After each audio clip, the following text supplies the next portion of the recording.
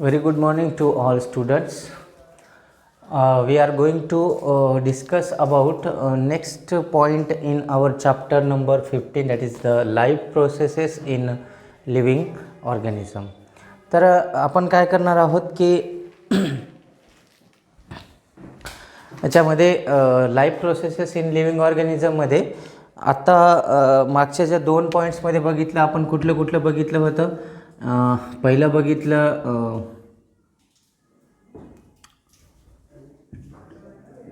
Route pressure बघितलं, route pressure.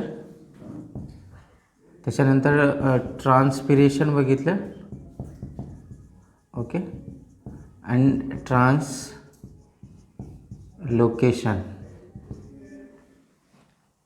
हे 3 point आपण कवर केलेले आहेत. रूट प्रेशर म्हणजे conduction of water with the help of झायलम tissue, आणि ते कशा पद्धतीनं होतं. रूट सेल, झायलम, त्याच्या कॉर्टेक्समध्ये टर्गर प्रेशर क्रिएट झाला आणि ऑस्मॉसिस एक प्रोसेस होत असती. That is the movement of water from higher concentration to its lower concentration. ह्याच्यामध्ये बघितलं होतं. ट्रान्सपिरेशनमध्ये आपण सांगितलं ट्रान्सपिरेशन पुल होत असतं म्हणजे काय, loss of water through the stomata in the form of water vapour. That process is called as transpiration. आणि ट्रान्सपिरेशन जेवढं होईल, transpiration is responsible for the absorption of water. ट्रान्सलोकेशनमध्ये आपण काय सांगितलं होतं की त्या प्लांट्समध्ये फूड मटेरियल जो सिंथेसिस होतो, फूड मटेरियलला ट्रान्सफर करणं from synthesized part to storage part as well as needed पार्टला ट्रान्सफर करणं, कशाला, त्या फूडला. That process is known as translocation. आता हे ट्रान्सलोकेशन 2 प्रकार असू शकतं. एक तर तो डायरेक्टली होईल, that is the diffusion, higher concentration to lower concentration, smaller molecules होतील त्याच्यामध्ये. जर जास्तच मोठे म्हणजे डायसॅकॅरिडचे फॉर्म असतील तर मग त्या ठिकाणी आपल्याला ॲक्टिव्ह ट्रान्सपोर्ट करावं लागतो त्या प्लांट्समध्ये, ते वगैरे जे आहे ते तिथं यूज ऑफ एनर्जी लागती, म्हणजे ATPचा वापर केला जातो. म्हणजे ट्रान्सलोकेशन 2 प्रकारे होत असतं, एक विदाऊट एनर्जी आणि दुसरा असतो एनर्जी. तर हे आपण सगळं बघितलेलं आहे. आता आपल्याला पुढं जायचं आहे आणि नेक्स्ट या चॅप्टरमधला पुढचा पॉईंट बघायचा आहे, तो म्हणजे excretion. Next point excretion. Excretion असतं काय? एक्सक्रीशन मीन्स, त्याची definition, the removal of harmful और वेस्ट सबस्टन्सेस किंवा वेस्ट और harmful substances from the body. This process is known as excretion. Definition note करून ठेवायची. काय म्हटलं आपण? रिमूव्हल ऑफ हार्मफुल किंवा आपण असं म्हणू वेस्ट और harmful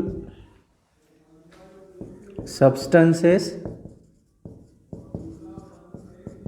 from the body is known as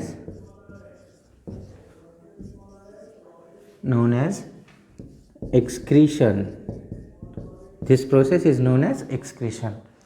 आता एक्सक्रीशन जे असतं ऑर्गॅनिझम सगळ्यांमध्ये, म्हणजे असं नाही की रिमूव्हल ऑफ वेस्ट मटेरियल काही मोजक्याच, फॉर एक्झाम्पल प्लांट्समध्येच असं होतं आहे किंवा ॲनिमलमध्ये पण ह्युमनमध्येच असं होतं असं नसतं. प्रत्येक ऑर्गॅनिझममध्ये वेस्ट मटेरियल प्रोड्यूस होतच असतं. सपोज करा आपण खाल्लेले आहेत प्रोटीन्स, ओके, आपण खाल्लो प्रोटीन्स, आपण खाल्लोत कार्बोहायड्रेट आणि आपण खाल्लोत लिपिड्स. आपलं फूड मटेरियल सांगतोय मी. आपण काय काय खातोय? आपण खातोय प्रोटीन्स, आपण खातोय कार्बोहायड्रेट, राईट. प्रोटीन खाल्लं, कार्बोहायड्रेट खाल्लं, लिपिड्स खाल्लं, अशा प्रकारचे अन्न आपण कंझ्युम करतो. हे खाल्ल्यानंतर आपलं होतं काय? याचं डायजेशन होतं, राईट. डायजेशन होतं. डायजेशन नंतर काय होतं? याच्यापासून आपल्याला एक डायजेशन होऊन ग्लुकोज, तो कार्बोहायड्रेट असेल तर ग्लुकोज मिळतो, जर तो प्रोटीन असेल तर तिथून अमायनो ॲसिड्स मिळतात, आणि जर तो लिपिड असेल तर तिथं आपल्याला मिळतात fatty acids. Okay, fatty acids मिळतात. पुन्हा काय होतं, या तिघांना पण यूज केलं जातं for the purpose of production of ATP, म्हणजे काय, एनर्जी. ओके, एनर्जी प्रोडक्शनमध्ये आता काय केलं आहे आपण या ठिकाणी बघा, प्रोटीन खाल्लेले असतील तर अमायनो ॲसिड बनतात after the process of digestion. Carbohydrate खाल्लेला असेल तर डायजेशनच्या नंतर काय बनतं, ग्लुकोज बनतो, आणि लिपिड्स जर खाल्लेले असतील तर फॅटी ॲसिड्स बनतात. आणि ह्या तीन जे बनलेले मॉलिक्युल्स आहेत यांचं ट्रान्सपोर्टेशन होतं शरीरामध्ये, ट्रान्सपोर्टेशन होतं, आपण सांगितलं होतं. ट्रान्सपोर्टेशन ह्युमन बिंग किंवा ॲनिमल्समध्ये कसं होतं, with the help of circulatory system. कारण आपल्याकडे ही सिस्टीम आहे, पण प्लांटकडे तसं नव्हती. त्यांच्याकडे ट्रान्सपोर्ट करण्यासाठी वॉटरचं ट्रान्सपोर्टेशनसाठी झायलम टिश्यू होत्या आणि फूडसाठी होत्या फ्लोएम टिश्यू. तर ॲनिमल्सकडे काय आहे, सर्क्युलेटरी सिस्टीम, ज्याच्यामध्ये आहे हार्ट, त्याच्यामध्ये असतात ब्लड वेसल्स, रक्तवाहिन्या म्हणतो आपण त्याला, आणि असतं ब्लड. आपल्या ब्लडला मला सांगा, आपल्या ब्लडमध्ये काय असतं, ब्लडमध्ये काय आहे, आपल्याला ग्लुकोज प्रोव्हाइड केलं जातो, आपल्याला काही अमायनो ॲसिड्स प्रोव्हाइड केल्या जातात, हार्मोन्स प्रोव्हाइड केल्या जातात. ओके, ह्या सगळ्या न्यूट्रियंट्स जे आहेत, ऑक्सिजन पण प्रोव्हाइड केलं जातं, O2. ओके, तर आपली सर्क्युलेटरी सिस्टीम ती काम करते. तसंच हे सांगितलं, हे जेव्हा बनतात ते बॉडीतल्या प्रत्येक सेलकडे कोण ट्रान्सपोर्ट करतो, तर ती सर्क्युलेटरी सिस्टीम. आता सबस्टन्सेस, खाल्लेल्या सबस्टन्सेसमधून हे युजफुल, हे काय आहेत, 3 युजफुल सबस्टन्स बनले, बरोबर, युजफुल मटेरियल्स म्हणू आपण. Okay, materials. आता बघा थोडंसं विचार करून की काय आपण खाल्लेले कार्बोहायड्रेट, काय आपण खाल्लेले प्रोटीन्स किंवा लिपिड्स, या सगळ्या युजफुलच असतात का, त्याच्यामधून फक्त ग्लुकोजच निघतो का, अमायनो ॲसिडच निघतं का, फॅटी ॲसिड एवढंच असतं का याच्यामध्ये, नाही.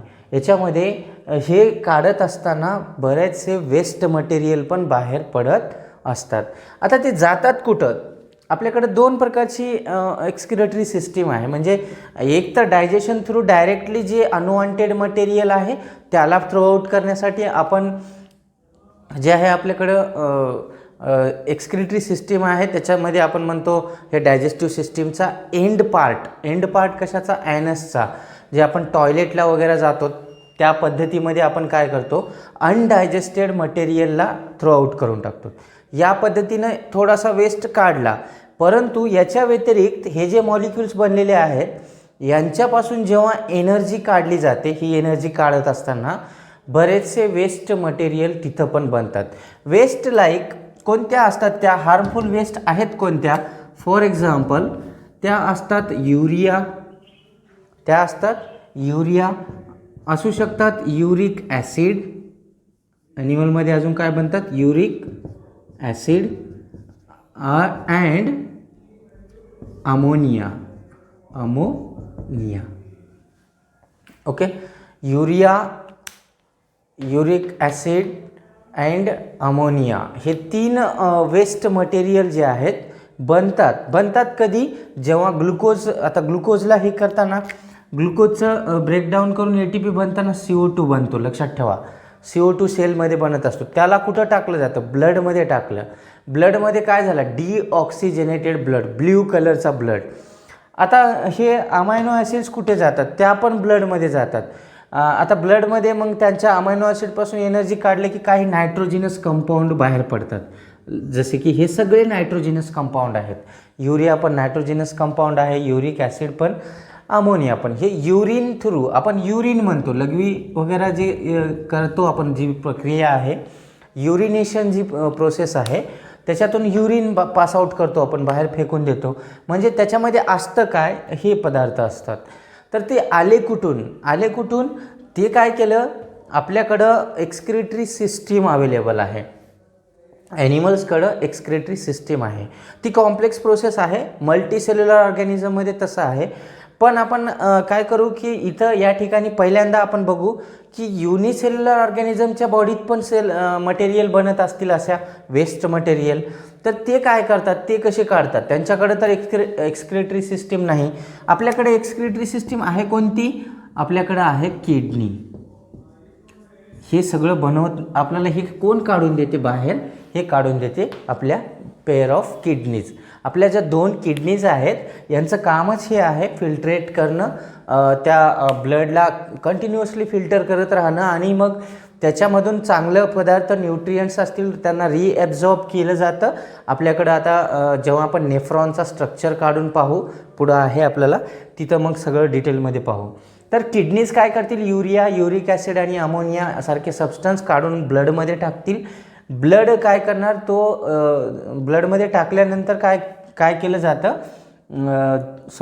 किडनी काय करते, ब्लडमधून ह्या मटेरियल बाहेर काढते आणि आपल्या युरिनमध्ये त्याला पासआउट करून टाकते.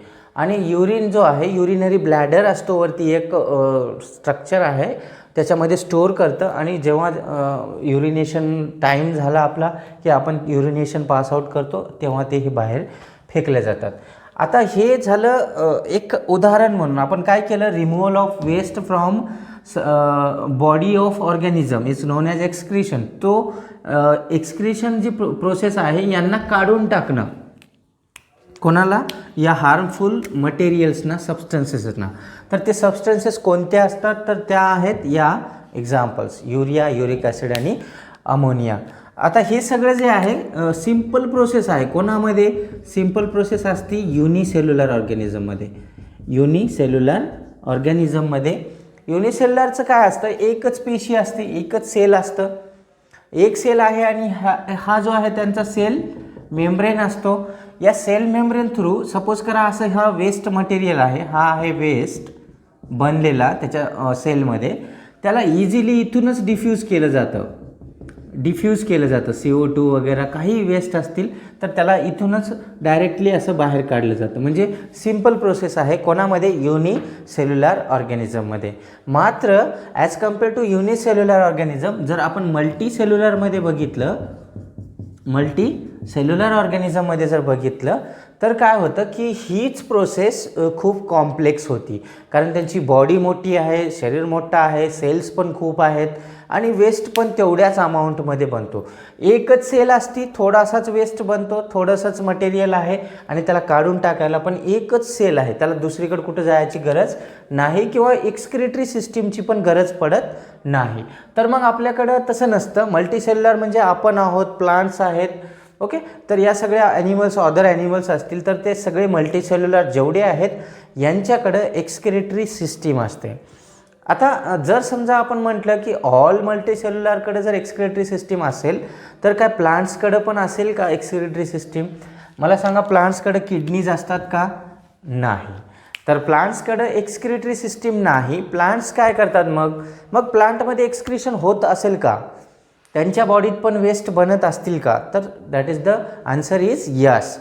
का यस? कारण की त्यांच्यामध्ये पण सेल्युलर रेस्पिरेशन होतो, तिथं पण एनर्जी प्रोडक्शन होतं आणि त्यांच्या सेलमध्ये पण CO2 बनतो, तिथं पण अमोनिया बनतो, तिथं पण आपल्याला तशा प्रकारचे वेस्ट मटेरियल बनताना दिसतात. मग आता त्या प्लांट्स त्यांना काढतात कशा? आपण तर ठीक आहे, आपल्या ब्लडमध्ये जातं, हे वेस्ट ब्लडमध्ये जातो, ब्लड किडनीकडे जातो, किडनी फिल्टर करते आणि ह्यांना युरिन थ्रू आपण बाहेर फेकून देतो. प्लांट युरिनेशन करतात का? करत नाहीत. त्यांना जाता येतं कुठं? ते जात नाहीत. त्यांच्याकडे तसं काही सिस्टीमच नाही अवेलेबल. किडनीज आहेत का प्लांटच्या कुठं बघा स्टेममध्ये काढून दिसतात का? तसं पण नाही. मग त्यांचा मटेरियल बाहेर काढायचा तर त्यांना त्यांच्या पद्धतीनं प्लांट्समध्ये पण सिम्पल टाईपचं एक्सक्रिशन होत असतं. मल्टीसेल्युलर आहे परंतु सिम्पल टाईपचंच वापरतं. त्यांच्यामध्ये काय आहेत, आता त्यांच्यामध्ये प्लांट्समध्ये काय होतं, तुम्ही पाहिलं असेल कधी कधी झाड जो असतो, झाड त्याची काही पानं जे असतात येल्लो टाईपच्या पडतात, येल्लो कलर होतात आणि काही दिवसांनी ते एज्ड झाले म्हणून ते गळून जातात. पानं गळून जातात आपल्याकडं हिवाळ्याच्या एंडला, मला वाटतं हिवाळ्याच्या दुसऱ्या तिसऱ्या महिन्यानंतर बघा तुम्ही झाडाची सगळी पानं जी आहेत ते गळून जातात, किंवा उन्हाळ्याच्या एंडला पण बघा गळून जातात. मग पावसाळ्यात पाऊस पडले की मस्त नवीन नवीन पानं येत असतात. हे काय होतं, ह्यांच्यामध्ये जे पानं जे गळाली त्या पानांमध्ये ॲक्च्युली असतं काय, त्यांचा वेस्ट मटेरियल, त्यांचा हार्मफुल मटेरियल. आपल्याला माहिती आहे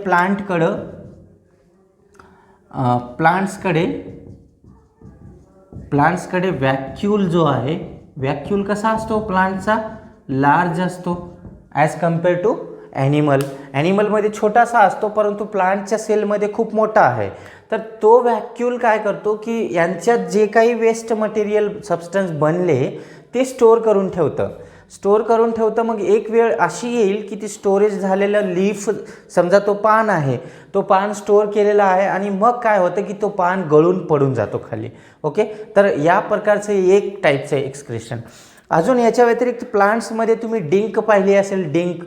ओके, तर ती डिंक जी असते, गम त्याला म्हणतो आपण, ती डिंक प्रोड्यूस होणं म्हणजे काय आहे, त्यांचं एक प्रकारचं तो वेस्ट मटेरियल आहे. प्लांटमध्ये वेस्ट मटेरियल म्हणजे तो डिंक देखील आपल्यासाठी युजफुल आहे, परंतु प्लांटसाठी तो वेस्टच असणार आहे. याच्या व्यतिरिक्त प्लांट अजून काय करतात, त्यांच्यामध्ये सिंपल प्रकारचं डिफ्युजन होत असतं. डिफ्युजन प्रोसेस थ्रू CO2 बाहेर काढतात इझिली. प्लांटचं CO2 तुम्ही बघितलं, स्टोमॅटामध्ये काय होतं, स्टोमॅटा काय करतात, दिवसा during the day time photosynthesis करताना CO2 घेतात बाहेरून, बरोबर, आणि O2 रिलीज करतात. परंतु नाईट टाईमला तुम्ही ऐकलं असेल की झाडाखाली झोपायचं नाही असं सांगितलं जातं. तर त्याचं कारण काय असतं, तर नाईट टाईमला हे प्लांट काय करतात की एक्सक्रिशन प्रोसेस जी आहे ती त्यांची हाय असती. त्यांच्या स्टोमॅटा जे असतात त्यावेळेस CO2 घेत नाहीत, तर उलट CO2 बाहेर रिलीज करतात. म्हणजे काय, प्लांट नाईटला रात्रीच्या वेळेस CO2 रिलीज करतो त्याच्या सराउंडिंगमध्ये. तर तेच एक प्रकार आहे एक्सक्रिशनचा. तर आपण काय काय बघितलं की यांच्यामध्ये लीव्ज गळून जाणं हा एक प्रकार एक्सक्रिशनचा आहे. वेस्ट मटेरियल त्यांच्या पानामध्ये स्टोअर होतो आणि पानं गळून जातात. डिंक बनणं, झाडाच्या खोडावरती जे डिंक येतं ते पण त्यांचं वेस्ट आहे, ते पण काढलं जातं. याच्या व्यतिरिक्त काही प्लांट्समध्ये काटे प्रोड्यूस होतात, स्पाईन्स असतात. त्या स्पाईन्स बी एक प्रकारचं वेस्ट मटेरियल त्यांच्यामध्ये असतं, त्याला काढलं जातं. लॅटेक्स म्हणून एक वेस्ट मटेरियल प्रोड्यूस केलं जातं, क्रिस्टल असतात, तर त्या पण वेस्ट असतात. याच्या व्यतिरिक्त आपण स्टोमॅटा थ्रू किंवा डिफ्युजन, सिम्पल डिफ्युजन होतं, गॅसेस लाईक CO2 सारखे गॅसेस इझिली पास आउट करतात with the help of diffusion. Okay, तर ह्या काही एक्सक्रिशन प्रोसेस सिम्पल ऑर्गॅनिझम्स म्हणजे काही युनिसेल्युलरमध्ये कशा होतात आणि मल्टीसेल्युलरमध्ये प्लांट्समध्ये कशा होतात. तर प्लांट्सचं एक्सक्रिशन जे आहे त्यांचे जे पद्धती मी तुम्हाला सांगितलेत त्या प्रोडक्ट्सच्या युजेस आहेत आपल्याकडं. तर ते सगळं आपण उद्याच्या क्लासमध्ये पाहूया.